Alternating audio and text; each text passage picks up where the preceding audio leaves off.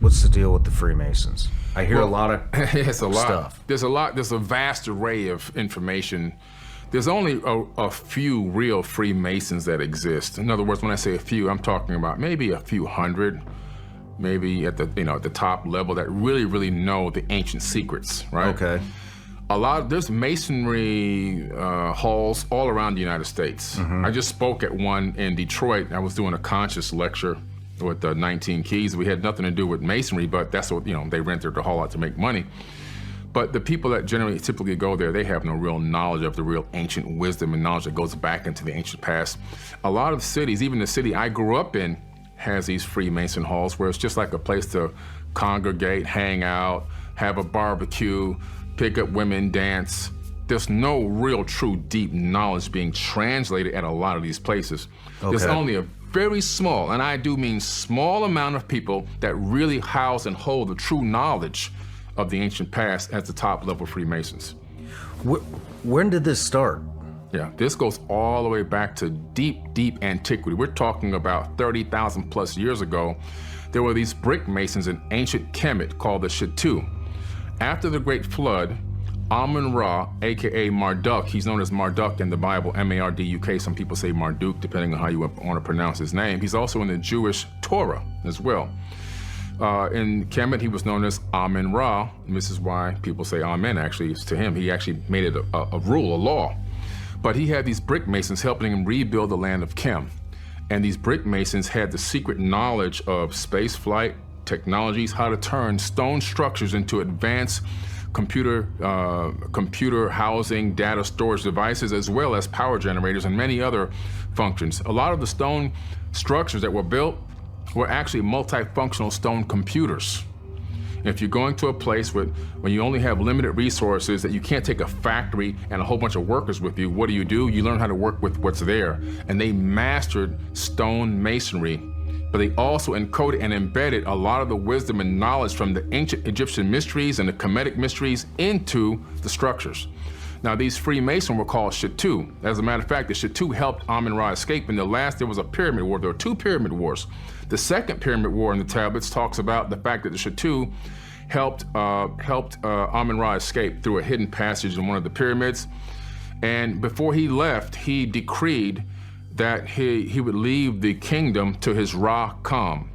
Ra-Kam, K-A-M, translates now into shield. Kam translates into shield, Ra, shield. Over time, it became Rothschilds. And so this decree came down tens of thousands of years ago. Who's the richest family on the planet, worth $700 trillion combined income, net worth? The Rothschilds. It still is happening till this very, very day. And this masonry is part of the mysteries, the mystery schools. Only adept initiates, hand-picked people would get to learn this sacred knowledge. And then the Masons would actually encode it into structures and buildings, which is encoded all throughout the world, throughout Rome at the Vatican, all throughout Europe, all throughout like areas like in Bosnia, believe it or not, where you have the Pyramid of the Sun there in the Bosnian Valley. How would they pick who gets the knowledge?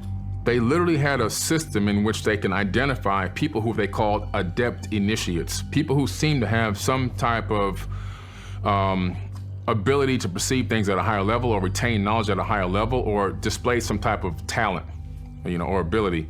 And those people were literally handpicked. Yeshua, AKA Jesus, was one of these students as well. If you read the Gospel of the Holy 12, you'll find that when he disappeared from the Bible, where did he go? He went to Egypt. I've taken many people to the actual bed that he slept in, which is still there in Egypt. It's a shrine now. And he was there learning the Egyptian mysteries. And this is well known, well documented. I mean, that was an apocryphal text that was left out of the Bible. He left there and went to Tibet to learn Reiki healing and Qigong and energy healing with his hands. And came down through India, learned the mystic arts. And then the Bible picks up at the age of 32, I called my son out of Egypt. That's what the Bible says. And he ends up riding it on the back of a donkey back in Jerusalem. So that's the loop that's missing out of there, 12 to 32. That chunk is missing out in the Gospel of the Holy 12. Again, he also had the Mason knowledge. Now, the thing about knowledge is it can be used for good or it can be used for evil, you see? Knowledge is just knowledge. If you have a gun and I have a car, and you're trained on how to use a gun appropriately, which you are, right? Well, you know how to use it, when to use it, because your mind is clear, you're not going to use it on anybody just because you want to. You're actually trained to hit enemy targets or save civilians, right? Don't shoot civilians. I have a car, I have no training, I'm using ignorant knowledge, and I'm just angry. I can take my car and I can kill people just by driving my car right down the sidewalk. I can wipe out a ton of people. And you could be walking on that same sidewalk with a gun and you kill nobody. But you have the knowledge and I don't. So just a little bit of a metaphor there. It's nothing to do with the knowledge, it has to do with how it's applied. And so a lot of people have taken ancient wisdom and ancient knowledge when they discovered how powerful it was and how it can control masses of people and allow you to supersede them economically and everything else. And they decided to use it for darkness, for negativity, for power-hungry type struggles and so forth. And so we have a situation where, unfortunately, a lot of these secret societies, Skull and Crossbones and Illuminati and all these things that exist, they all stem from ancient mystery schools and then developed into these subordinate dark entities that are now running the planet. With Thoth from the Emerald Tablets, he calls them the Dark Brothers. Okay. But all these people were Masons. Interesting. So they're not good guys. For the most part, not that good. Now, there are some that I actually personally know that are actually great people. Okay. Again, yin and yang, good and evil, exist throughout the entire universe. It permeates everything. Some people actually utilize it for the knowledge and the wisdom that it is and have kept it as secret and sacred knowledge.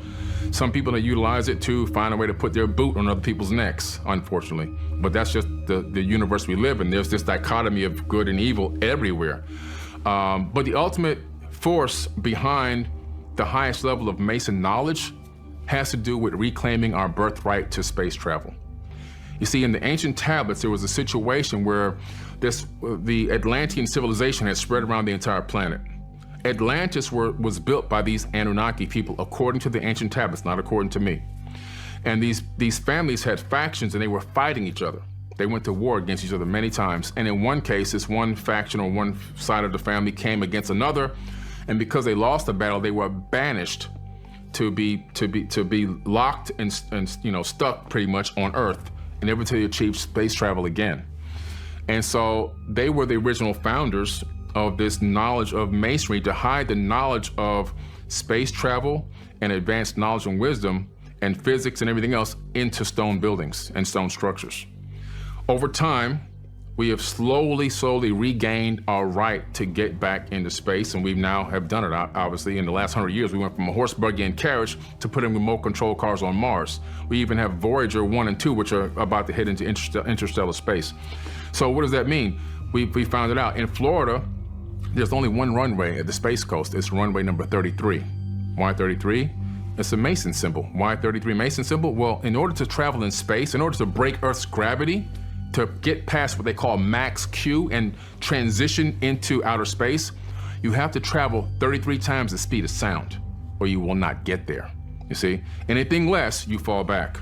You'll stall out and you'll actually crash. 33 times the speed of sound is required to get into space. And the whole thing behind why the number 33, it's all about reclaiming the birthright to be able to become a spacefaring race again. Interesting. Let's move into, actually, what are these ancient tablets? What caught your interest at the beginning? Why'd you start studying them? Well, I had an experience when I was younger as a kid, which is, I'll cut the story short, but I had an experience in my backyard. I lived near a private airport, and I used to watch the airplanes go over my house. And this one day, this object went across the horizon that cleared the horizon in seconds, not minutes. And I knew that it wasn't a plane. It didn't have a cockpit, wings. It didn't have tail fin, none of that stuff. And it was completely silent, and it was like a silverish glowing metal. Then it came back much lower, and then it stopped dead smack over about now 200 meters, I can estimate now as a grown man. And then it went out the way it came in. And I went from that point, that's why I got into aerospace research. I started getting all the Encyclopedia Britannicas, because this is back in 1977, on aerospace. Started studying from then, trying to find what I saw. Long story short, that led me into a whole nother realm, which then got me into ancient civilizations, which then I started seeing that these ancient civilizations were utilizing high technology. And I've been studying high tech. Well, how in the world did they have high tech back then? And my mother told me that in ancient times, there were people that were way more advanced than us on this planet. They had everything you can possibly think of. She said they had the ability to fly from planet to planet. They lived on top of mountains. And everything she told me in the 70s, I started finding in these ancient texts. So the texts are the Enuma Elish and the Seven Tablets of Creation, the Atrahasis epic, the Code of Hammurabi, the Epic of Gilgamesh, which is the full and true story of Noah's Ark. Noah is actually Zuzudra from the Sumerian tales. Later, his name was converted into Noah. And then you have there's so many tablets. I mean, there's just so many incredible tablets that are out there. And also some of these are like from the Mahabharata, the Bhagavad Gita, the Indian Vedas, which is a vast amount of wisdom and knowledge right there. The Mahabharata itself is a 10-book set that's all been translated already. And there's just so many other tablets that exist that you can get your hands on, and they're all translated. They've been translated since the 1800s. People think this Zechariah Sitchin was the only person that could translate tablets, and now he's dead, and he made it all up. No, he used existing translations, and he even gives you his sources in the back of all his books. He didn't translate anything. You can go to the UCLA CDLI online cuneiform digital library, say that fast 4 times, and you can drop virtual tablets into the translator and read them for yourself. No kidding. Yes. So everyone can read these tablets. You don't have to be a special expert like Billy Carson. Now everyone can read what's on these tablets and make up their own educated decision on what they believe happened in the ancient past. And what did happen, now with hundreds of authors writing about them, including myself, at some point in the ancient past, a race of people seemed to have landed on this planet and began to develop this planet as a breakaway civilization, and at some point engaged mankind. See, they didn't create us. We were already here. They talk about the fact in the epic of, in the Enuma Elish and the Atrahasis epic, they talk about, in 2 separate writings, by the way, that there was a being here and they wanted to get us to do the work for them. So they did something where they call adding their essence to us, which is some type of a genetic modification of sorts. Maybe our junk DNA is what they unplugged. But whatever it was, we ended up going to work for these people, and they found the first gold mine in exactly where it says on the tablets at Adam's Calendar in South Africa, and it's been dated now to 200,000 years old. Right when the tablet said the first gold mine happened, and people started working under the tutelage of these people. So it's pretty interesting stuff. And so these tablets, they pretty much encompass a lot of religious books, Quran, the Bible, a lot of Buddhist beliefs. Pretty much almost every religion that exists, a lot of the roots come from these ancient tablets. Even the whole creation of our solar system is in the Enuma Elish and the 7 Tablets of Creation, which matches perfectly to astrophysics books at universities. Think about that. We're talking about text that goes back tens of thousands of years. How can they be accurate down to the science?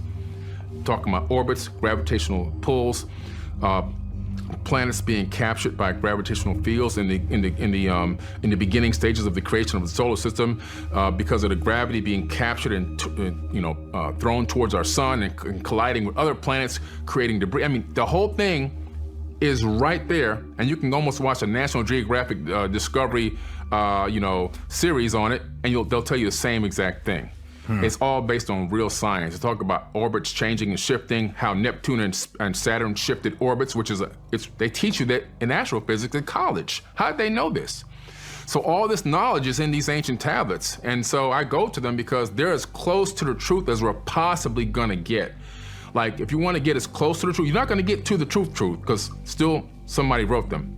But man, there's so much information in there that matches up with real science, which is what I wrote in my book. It's like, it's crazy how accurate it is, and that's why I go to the tablets first, because everything else to me is newer, and that's as ancient as you can get. I mean, the Emerald tablets are 36,000 years old, and that's like one of the oldest accounts of the Great Flood in history.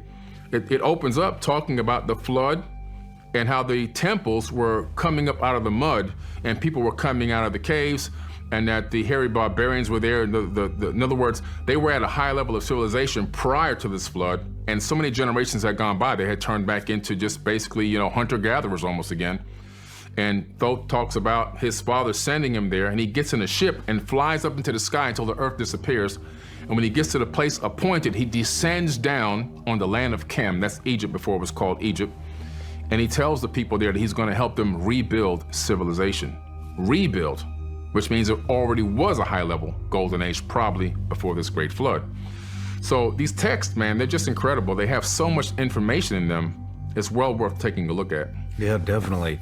In the archives at the Vatican, first of all, it's about 5 miles of archives underground and very, very secure access. In other words, you can't just go, I'm going to go check out the archives underground. No, you have to be a security cleared, almost top secret cleared based on their standards to get down there. But they have in there so many incredible discoveries, so much knowledge and wisdom that have been stolen, literally stolen from all around the world. And of course, the Library of Alexandria, that was a book heist. The fire was a distraction. The real story of Alexandria, it was a book heist. It was a knowledge theft. They stole the knowledge. They left a few books burning here and then they burned it down to the ground. But the vast majority of the knowledge and wisdom stored at Alexandria was siphoned off and taken to that underground, I call it an underground base at the Vatican. Down there also, according to even some Jesuits, are bones of actual quote unquote alien beings, information about advanced beings that visited this planet, the Anunnaki, according to the Dogon, the Nomo, and the Sumerians call them the Pantheon, call them the Anunnaki Pantheon out of Sumeria. They call the Nitiru out of Africa. They had all these relics and artifacts of these particular people, even out of Greece. They have all this down there. They have information even out of Iraq that shows and proves that advanced races had lived on this planet long before this current civilization here exists. I'm talking about eons and eons ago, super highly advanced with technologies and capabilities of flight and everything else, weapons of war that existed. All that information is stored underneath the Vatican archives, along with some of the most incredible texts and books and inventions that ever existed on this planet. And they siphon it away and they're hoarding all of that wisdom and knowledge so that they can keep control and power and domination over the world. And guess what? It's working. You know, if the public knew that long before Jesus, long before Moses and all these people, you know, supposedly were even born or existed, that thousands of years before them, an advanced race lived on this planet, built an Atlantean global civilization, probably Atlantean interplanetary civilization, that had capability of space flight and everything else, and that they most likely genetically modified the existing hominids, which then became Homo sapiens sapien, in order to put us all in slavery and make us do the workload for them. If they knew that, those stories and those tales from the Sumerian tablets, the Mahabharata, the Bhagavad Gita, the Indian Vedas, Tibetan Book of the Dead, the Egyptian Book of Going Forth by Day, aka the Egyptian Book of the Dead, the Enuma Elish and the Seven Tablets of Creation, the Epic of Atra-Hasis, and the myth of Adapa. If I knew that all these texts predominantly made up the majority of the Bible, then we would be like, well, what are you guys preaching to us? This is all fake. This is all lies. And we know that in the Emerald Tablets, you know, which is my book compendium of the Emerald Tablets, that the majority of Jesus' teachings in the New Testament come directly from the Emerald Tablets of Thoth, which are 38,000-year-old teachings. So they must control and hide and secure evidence of this information and this knowledge to keep people basically in this level of ignorance where they can continue to control them and steal their money. The Council of Nicaea came together, built up the mythology. They added to the story. They took from a lot of ancient texts and tablets, and then they kind of curated this book, which they want to call it a canonized Bible, right? So they took from here, took from there, this tablet, this scripture, that papyrus, this Nag Hammadi piece. We like this coming out of this text over here. And then they kind of just culminated together and then remixed it, put their own spin on it to make sure that slavery was approved and okay, right? Well, we want to add that in there. Got to make sure the slavery is approved, you know, because people were enslaving each other since back in before the black slaves. I'm talking about in the ancient times, slaves were already going on. Slavery was already going on. Yeah, sure. It's nothing new. Yeah. And then so you had that. And then, of course, we want to collect a lot of money. So they have to pay us. We got to make sure we got the money. You got to pay. You know what I'm saying? And you got to do the labor and you got to bring the offerings because we ourselves are not going to go out and hunt and grow farms and everything else. So you guys, you're going to have to bring these offerings to us. We want it already cooked. So make sure it's a burnt offering. Make sure you drain the blood. Make sure it's healthy for us and bring us your first harvest because we want the freshest fruit and the freshest vegetables. We don't want the stale stuff. Yes. We want your freshest wheat and the freshest breads. And so people would come down and bring everything to the church and give it all away. along with whatever money they had left. And these people would live like fat cats, literally off of pimping the knowledge and understanding of what's going on and tricking people into believing that they had some access to divine power and knowledge when they were just really high-level pimps, is what I call them, man. And the people, the ignorance of the people, you almost can't blame them, but yet at the same time, it's like, how can so many masses of people stand up and fall for this? But it happens. But also, you got to remember the way that they went around, the way that the Council of Nicaea put this in place with Rome. And Rome said, we're now going to dominate the planet with this religion. Mm-hmm. So they combined their beliefs with the Christianity, all right, because they felt like keeping it separate was creating too much, anger between the two sides. And everybody wanted to go head to head. So, you know what? We're going to combine it. We'll add our stuff in with their stuff, and we'll make it a national religion. But now here's the trick. As Rome was on its global escapade trying to dominate and take over the planet, everywhere they went, they would then instill and install this Christianity, this Catholic Christianity in those areas. But this is how they did it. People believed that Christianity was spread by love and the good news, and no, it was spread by rape, bloodshed, murdering, and killing. And so when they came to your town, they literally would take your women and your children. They would, they would take the leader of that village or whatever. They would show that you guys are going to bow down to us. You're going to follow this religion. You're going to speak our language, and they'll make an example out of somebody, and then everybody else would follow suit. And if they didn't, then they would say, okay, we're going to give you a lot of these torture devices. They would have the Pope's spear, all right, which is still in the museums right now. Which they would stick that into a woman's personal parts, and it would explode on the inside of her. They would have this triangular pyramid with a spire on top, and it would reel a man up and down and let it go up into his back door over and over again until he died. They had all these torture mechanisms. They tortured and killed over 80 million people over the course of 700 years under the order of the popes, in order to spread love and peace and Christianity all around the planet. And so, but this is, again, all with the authority of Rome. So this global conquest to spread this and collect money was all done by bloodshed and torture, not by love and peace. Even the depiction of Jesus was switched over to the face that became the global popular face. That was actually Caesar Borgia, who was actually one of the sons of an actual pope, and killed his own brother to try to take his place. This guy was just an evil, brutal, killing ruler. His father commissioned the artist to paint his image as the image of Jesus, and that image still propagates the planet till this very day. And so the image that a lot of people are praying to is not the Jesus that they think it is, but actually a natural-born killer. It's great marketing, great propaganda, subliminal information, subliminal messages and teachings, and it just gets birthed into the genome, and it passes on from generation to generation. Same thing happened with this Jesus figure. His name isn't even Jesus. His name was Yeshua. Yeshua, okay? Yeah, that's the actual name. And so, but again, Jesus, the J is a new letter. It didn't even exist until recently. I mean, so we're talking about, okay, what is really the name? Isus. And when you look into the root word of that and you go back into some of the ancient tongues, you find out it's Hail Zeus. So people that are calling on the name of Jesus all the time, they're calling for help from Zeus, which is actually a converted name from the Sumerian pantheon. So they're calling on Enlil is what they're calling on. They're not calling on any son of the creator of the universe. And this is why a lot of prayers don't actually work. People don't understand the power of speech and then calling on names and the cymatic frequencies they create.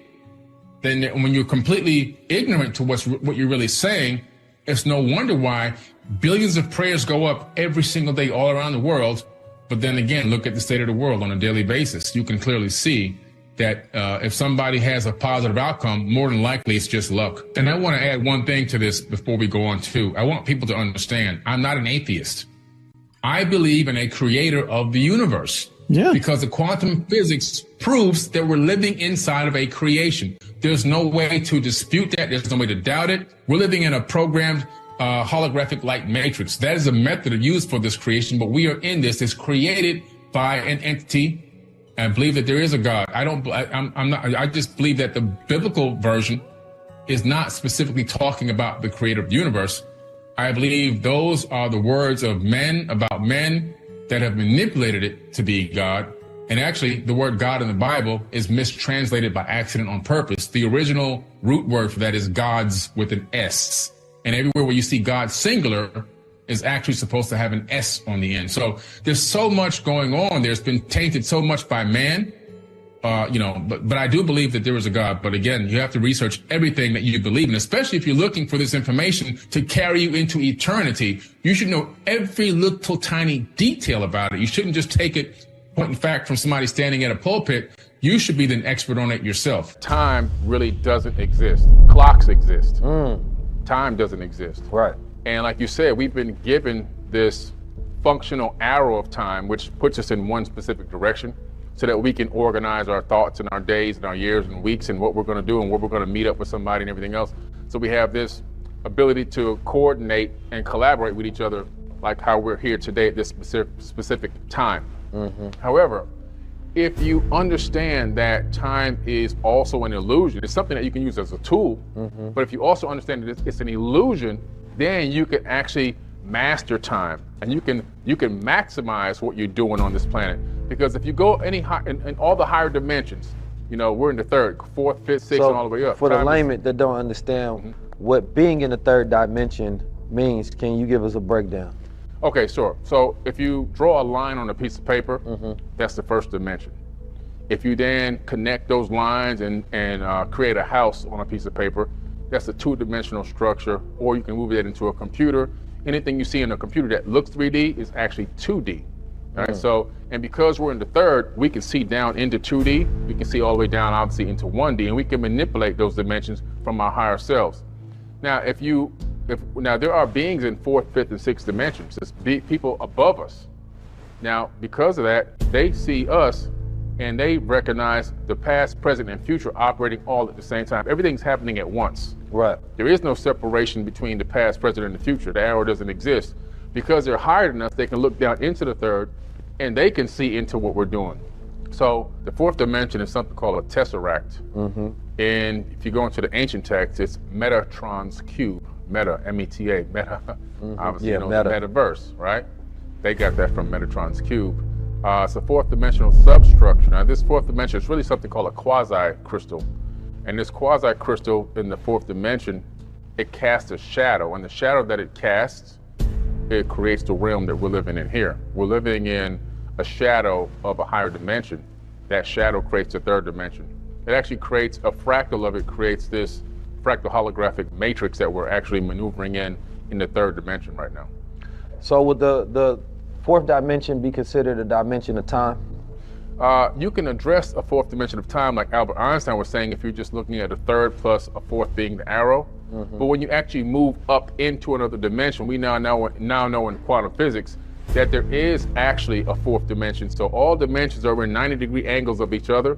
And according to quantum theory right now, we're really anticipating that there's at least 11 dimensions, or otherwise the universe would collapse. So there really is truly a fourth, fifth, sixth, seventh, all the way up, not just the arrow of time. That's just something extra. They try to make it make sense back then by saying the fourth dimension is time, but time is actually not a dimension at all.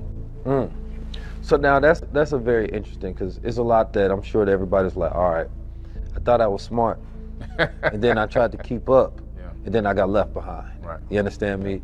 And what I want to bring people up to speed. You understand me? And the ideas in correlation to the analogy of how we're moving as a collective human species, specifically with technology, right? Yeah. Because I think it can be connected to, cellular technology, right? Going from 3G to 4G.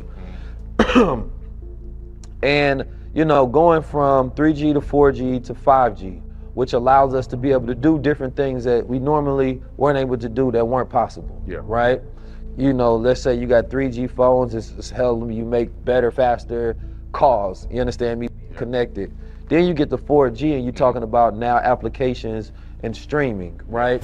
And Wi-Fi, right? Being able to connect within systems and the Internet of Things. And then 5G allowing completely new systems of possibility. And this was where I think a lot of people missed the point in 2020 where everybody was going through the craze of whether 5G was killing them or not. It was more so what was 5G going to do?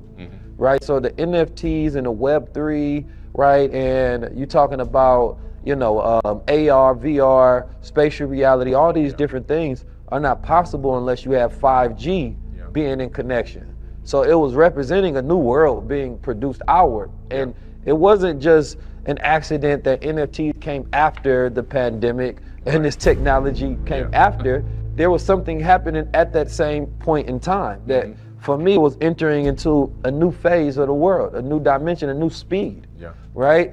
And that speed, you know, can be known as time, if you will. And a lot of people without that ability to process at a high level, right? Like you got bandwidth, you got landline speed, you got Wi-Fi speed, you got 5G speed, you get left behind. So everything seems that it's moving fast, but that's only because you're not moving as fast. Right. Everything stands still when you're moving at the same speed.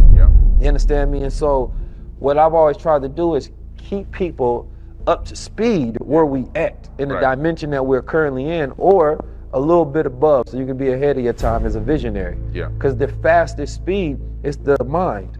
You understand me? Being able to travel in your thought. Right? That can travel you, that can take you into time, that can take you ahead of time, if you will. But the ideas of time itself, I love the concept that it being an illusion, because, you know, even the era where time is connected to language, right? That I wrote in my book about how when we speak in the English language, you know, it's a very future tense reference, right? So we're always referencing the future as we speak. I will be there, I'm going to do this. And we have so many different phrases within the language. We're always pushing ourselves, not connecting to the present, but at a later point in day and time. You understand me? And I think that learning to be present connects us to the power that we have in control over. And then once you have that power, then you know how to create seeds that can control the rest of the time. But you said something about beings, right? Now, we always look at ourselves as people, but then when we talk about people, you're talking about human beings, right?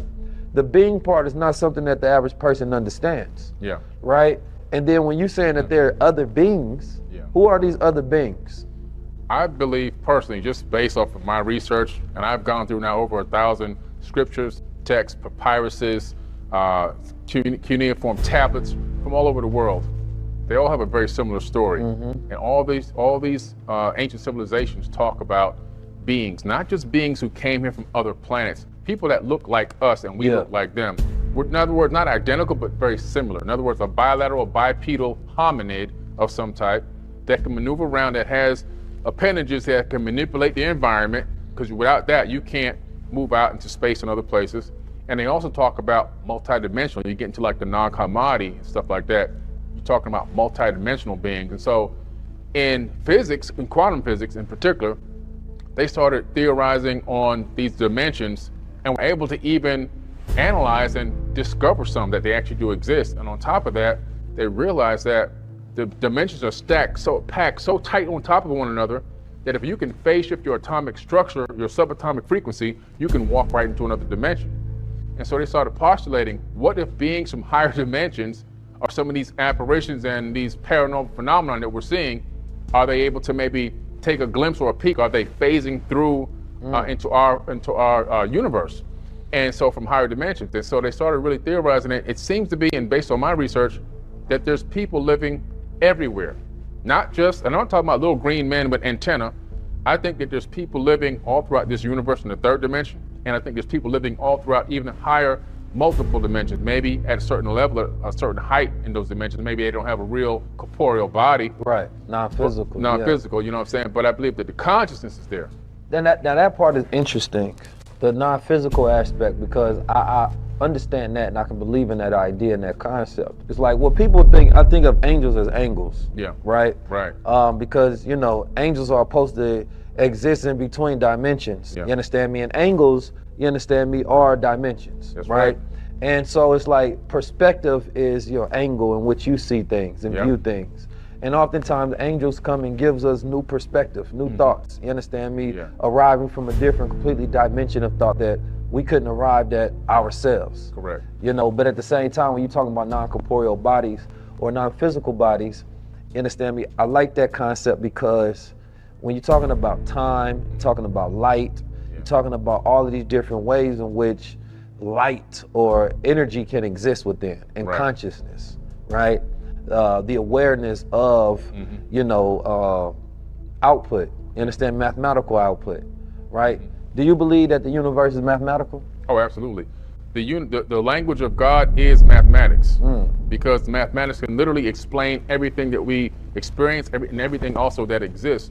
Even the fact that we're existing in a light matrix can be proven through mathematics. So we're living in a matrix that's basically written on mathematics called Adinkra codes. And these Adinkra codes go all the way back to the Dogons. The Dogon tribes out of Mali, Africa. They actually originated these codes, and they were given these codes by the Nomo, and they learned them. They drew them out as art forms. But now, and they put them on clothing and blankets and everything else. So the Dogon tribe, very interesting tribe, that was able to discover, systems before telescopes and things of that nature. Yeah. So how did they arrive to be able to, because I know a lot of people, I posted about this not too long ago, people want to understand how the hell did the Dogon tribe arrive to it, right? I just subscribe to, us being, gods, melanated beings on this planet Earth. We connected in a way that we just don't understand anymore. You understand me? And being multidimensional, I think about physics in that aspect where you're talking about things being entangled. Not Will and Jada entanglements, you understand me? But quantum entanglements. Right, yeah. And, once you understand that, being multidimensional to me is easily understood from the fact that you can break us down to atoms, right? And then cells, and then we get into our skin and we see our physical. But from an atomic level, those are different laws, right? And we're made up of atoms. So that an aspect of our existence is obeying different laws of the universe. And then our cells are obeying different laws, of gravity and magnetism, right, and flow. But then we as human beings are obeying different laws, right, of gravity and magnetism in the universe. And then we forget about the universal laws of our multidimensional self because we only know man's law. Exactly. You understand me? So I think being multidimensional is easily understood as above, so below. You understand me? But the idea of the Dogon people being able to chart systems, how were they able to figure that out? You understand me? Before the Europeans had an idea of what was out there. Right. Well, to be honest with you, if you go all the way back to the ancient Dogon history, before they got to Mali, they were in the land of Kem. They were the original inhabitants of the land of Kem before it was called Egypt. And so... Kem meaning the land of blacks? The land of blacks, correct. Exactly, land of blacks. Kem was black, it was all black. That's in the tablets. So Kem, there's so much Jews in here. But so in Kem, you understand me, that's Africa. Yeah. Right? Africa. I know everybody calls the Middle East as if... it's Africa. The Middle East is the most funniest made up concept, magical idea on the planet. I know. Because it's like, you have in Africa, but no, this is like the Middle East Africa. It doesn't count for sub-Saharan Africa, Northern Africa, and East Africa. But it's Africa, right? It's Africa. Yeah, so... for those who don't know, Cairo is in Africa. Cairo's in Africa. Yeah. What I'm saying? I know, people still get it wrong till this day. That's crazy. It surprises me. But so they, according to their records and their handed down verbal history, their records are etched into caves and stuff like that. The Nomo came here from Sirius B. Okay, so there's a trinary star system that we know of called Sirius, the Sirius star system, A, B, and C. B is a failed star. In other words, it ran out of fuel, turned into a white dwarf. These beings were orbiting on a planet that orbited that star, according to the Dogon, not me. Came here, they're called the Nomo. Dogon called them the Nomo. Taught them all about the star system, the orbital pattern, our entire solar system, the names, the shapes, the sizes, the colors of all the planets in our solar system, all the planetary alignments. And they even knew that that white dwarf star was so gravitationally heavy that one spoonful couldn't be lifted by over 1 million men. They even knew that. We learned that in quantum mechanics and quantum physics in the 1970s, 1980s. We hypothesized it. And obviously we couldn't even see that star until the 1980s, 1970s, sorry. So when did they record it? Thousands of years ago. Thousands. Of years ago. It's like, we're talking about over 6,000-7,000 years. They've had depictions of them and everything else, and they taught them how to make these Dogon masks, but they also gave them the Adinkra codes. Now these Adinkra codes look like designs on clothing and patterns. when you turn these designs into three-dimensional structures, they become something called error correcting codes. And Professor James S. Gates, a black professor who used to be the science advisor for Obama when he was in office, he's now the professor, I believe, at the University of Maryland in supersymmetry and theoretical physics. He discovered these Adinkra codes. He rediscovered them, obviously, and he turned them into three-dimensional objects. And then from there, he found the error correcting codes. He was analyzing and accessing information about the ether of space-time, and he discovered that the entire ether, in other words, everything this soup that we're operating in throughout the entire universe, is running on a specific code. It's called an Adinkra code. It's called error correcting codes. The same exact kind of codes that run search engines and web browsers. Wow. That's what's running the universe. So listen now. At certain points in time in the interview, the glasses got to come on. This was one of those points in time when we're talking about Adinkra codes and going into multidimensional aspects of thinking. You know, this episode is brought to you by Gold Water. But, you know, being connected to the stars, you understand me, and being connected to the universe is a very interesting aspect of thinking. You know, I grew up, you know, in the Nation of Islam. Okay. And in the Nation of Islam, there is a lot of, you know, astronomical teachings, you know, about astronomy and sizes of the planets and distance. That was one of the first things we had to learn. Wow. Right, where the distance between the planets, the speed of light, the speed of sound, right? Wow. You know, the total square mileage of the water, earth, land, mountains, rivers, lakes, right? Everything. So, you know, deep into the teachings of Elijah Muhammad is astronomy, right? He wasn't really into astrology because he said it was too much guesswork. But astronomy he was into because it was mathematical.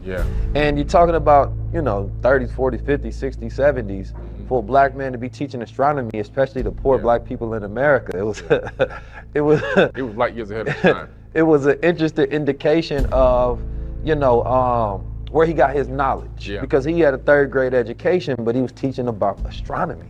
Right? And he would dare the scholars of the world to prove him wrong. Of course, none of them did, right? Because he was talking about Pluto back in those days before they would recognize Pluto, right? And I used to always think about why.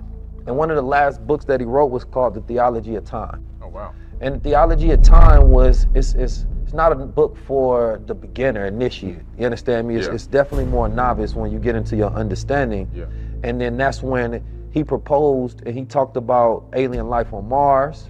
Right, he talked about the different planets, who can and who can't go there, what they were doing and building. Like, he has very detailed composition of thought on extraterrestrial life. You understand me? And the origins of the planet itself and the universe itself. You know, and it's very interesting because we often believe that our connection to, you know, the way that the Dogons were able to chart the stars is lost. Right?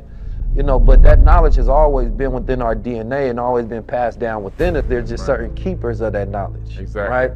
And those keepers of the knowledge are not often listened to because, especially today, we in a very static, distracted, low-level way of thinking.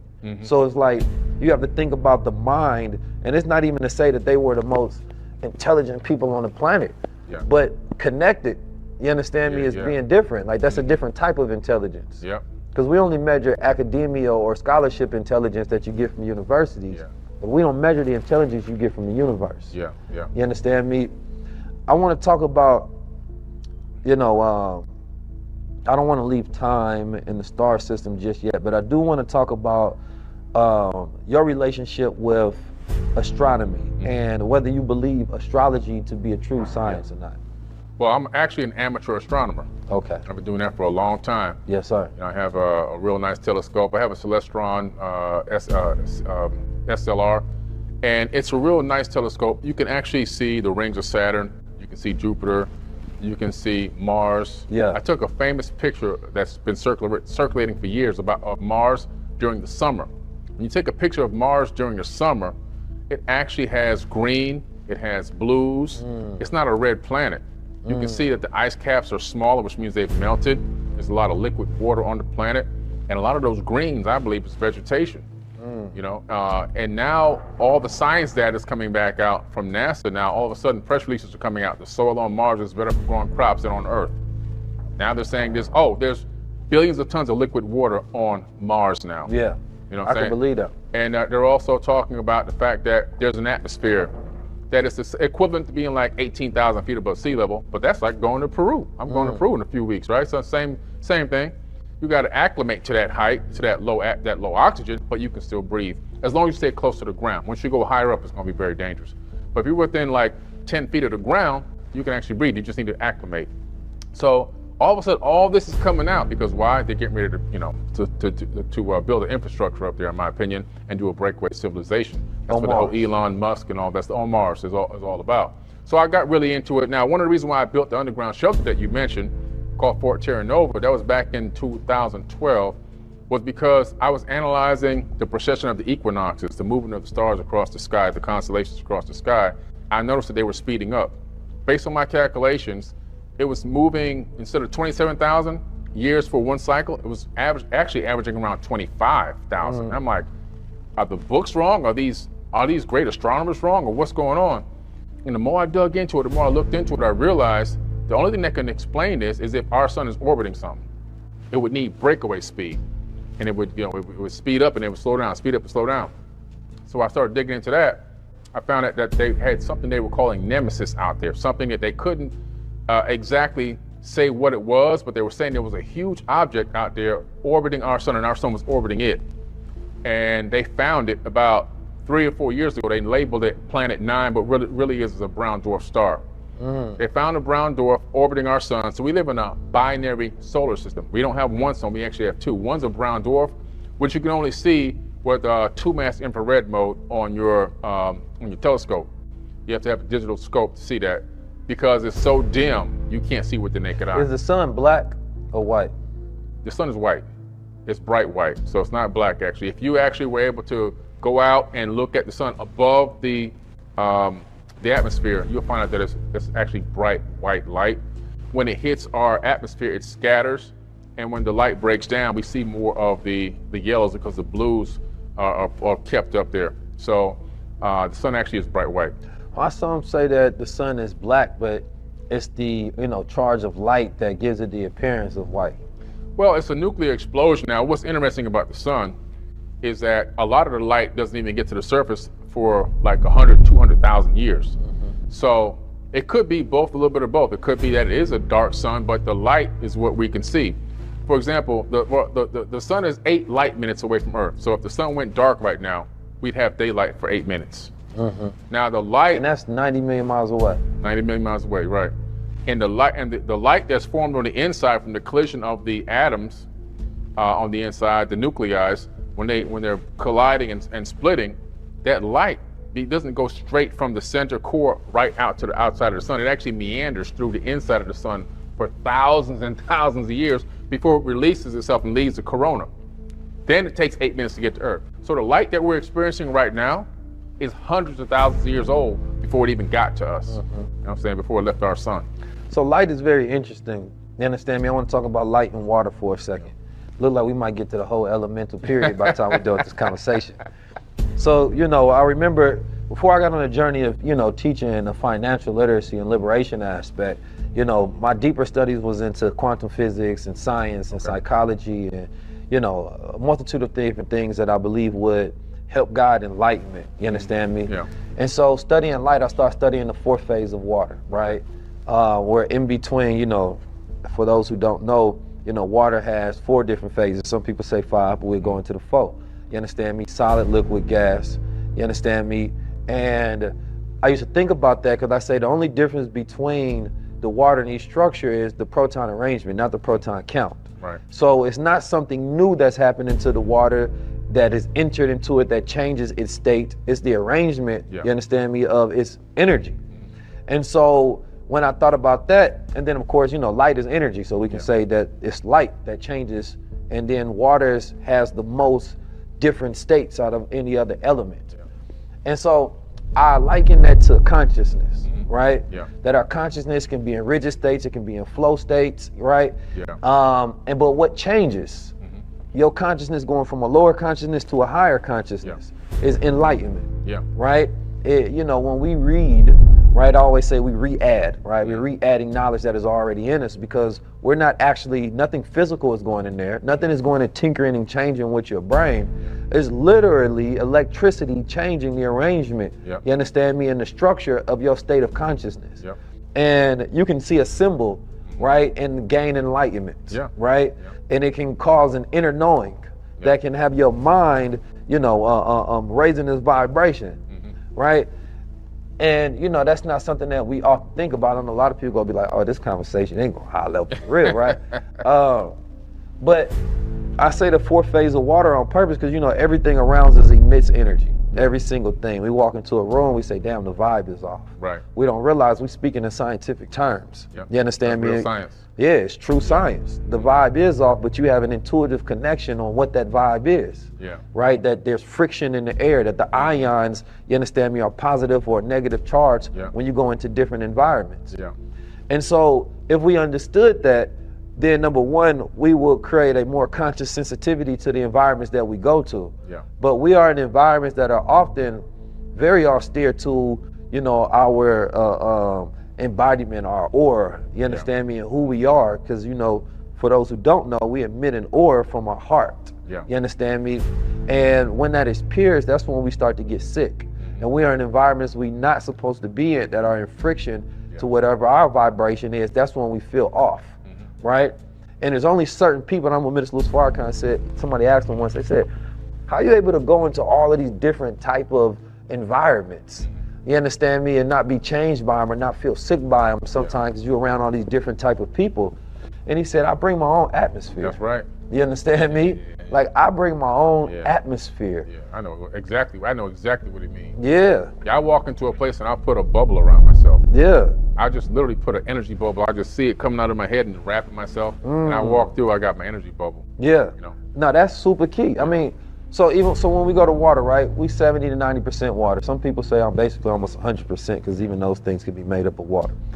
But when we're talking about water and the effect that light has on water, right? Because, you know, water is charged by light, and water has memory in it. You understand me? I think it was Dr. John Pollock that was giving a breakdown on the fourth phase of water. And it was one of the same doctors who discovered, I believe, HIV back in the day, who was trying to figure out ways to utilize sound waves to create medicine. You understand me? And basically that every disease has a frequency, and if he can counteract that disease with a dominant frequency of the cure, then he can cure that person. Because water traps frequency in its protons. You understand me? So that if our environment is a certain vibration, then we take on that vibration of that environment. Absolutely. It's the same study about rice and water. When you speak over certain things, you're trapping that, right? So that's why nobody who's angry should ever serve you food. Or they who dislike. If you make a waiter mad, don't eat the food from there anymore.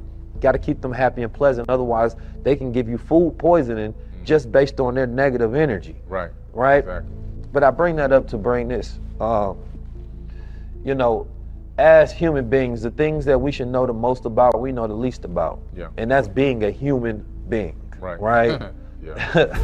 You know, water and light, right? We are light beings and we are water beings. You understand me? Wholly. So I studied that to understand the effects that the environment has on myself. That's knowledge of self, to the knowledge of cells. You got to do that. So, you know, what is it about light itself as a messenger of information that is important that we observe from the things that we eat, besides the breakdown I just gave, right? Where we go to, but at the same time being a way for our brains to be able to travel, right? Like, and then can you correlate it into biophotons? You understand me? You know, when I be thinking, I just be having thoughts, so they jump over. That's why I had to call this show a conversation. So, as light beings, what does that mean?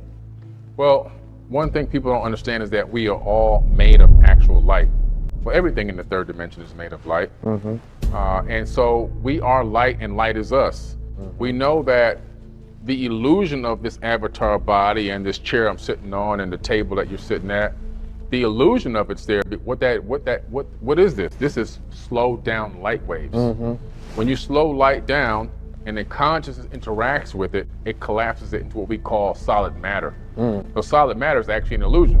Right. For example, the only thing stopping my hand from going through this chair is the repulsion of the electromagnetic frequencies. I don't actually touch the chair. You don't touch anything. Yeah. And so if I can phase shift the atomic frequency of my hand to match the same frequency of the atoms in this chair, I'd pass my hand right through it because atoms are 99.999% empty space. Right, like pouring liquid into liquid. Exactly, you know. That's why when galaxies merge together, like we're merging with a galaxy right now called Sagittarius, you don't see any real collisions happening or anything around us. Shout out to my Sagittarius out there. Yeah, because, you know, galaxies are mostly empty space, just like atoms. Everything's a fractal. So we are light beings, and also because of that, we're a fractal. We have consciousness, which is also light. And what is a fractal? A fractal is when you take, for example, if you look at a hologram, and you go to one part of the hologram, one tiny piece, and look at it, you'll see the entire image in that smallest piece. Okay, the only thing you lose is a little bit of resolution, okay? And so it's important for people to understand that this entire realm is a fractal of a whole. In other words, as above, so below. So if you look at an atom, it gives you the whole thing. It gives you the whole thing, absolutely. So human beings, would you consider a fractal of the universe? We're a fractal of the universe, and our consciousness, even though it's one consciousness, it's also a fractal of the main master consciousness. And it's really incredible that every thought that you think in your skull, it leaves your skull as a form of a light wave. Every time you think. Talk to him then. Yeah, man. Every light wave, every time you think. And we know this because we could put a cap on your head in a laboratory, put a little electrodes on it, sensors, and tell you to think about something, and it's going to show up on the computer screen because the computer's reading the light waves coming out of your skull. We can't see those waves because we can only see 1% of the light spectrum as human beings. Right. We're limited. We don't see gamma rays. We don't see ultraviolet. What affects us the most? Yeah, exactly. Those are the things that are all around us that are really interacting with us all the time, and our brains too. Right. And that's what I was getting to with the water, because the ultraviolet radiation is what causes that fourth phase to flow, like blood flow within our bodies and things of that nature, by creating a separation between positive and negative charge.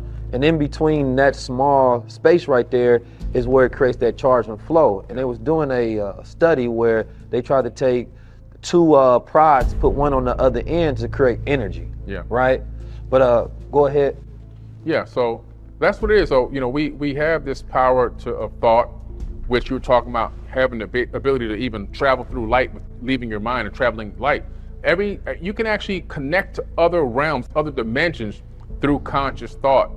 Quantum entangling your light waves with other light waves that exist in the universe, not only in the third dimension, but even multiple dimensions. Right. So like quantum entanglement, for those who don't understand, are two basically atoms that are entangled with one another, even if they are at vast distances. Right. Right. And Einstein called it, spooky.